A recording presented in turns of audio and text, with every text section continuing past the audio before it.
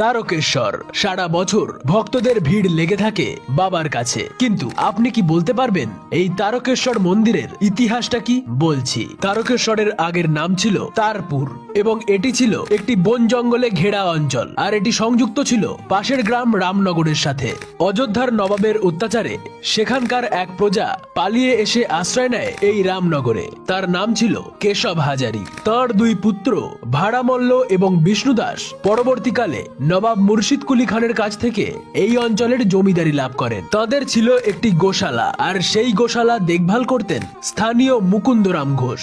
সেই গোশালার এক গরু কপিলা প্রতিদিন পাশের সেই তারপুরের জঙ্গলে এক শিলাখণ্ডের ওপর দুধ নিঃসরণ করত অলৌকিকভাবে। একদিন তা দেখতে পেয়ে মুকুন্দ ঘোষ রাজা ভাড়ামল্লকে তা জানায়। সেই সময় উত্তর ভারত থেকে এই রামনগরে এসেছিলেন সন্ন্যাসী মায়াগিরি। তার কাছ থেকে ভাড়ামল্ল জানতে পারেন এই শিলাখণ্ড আসলে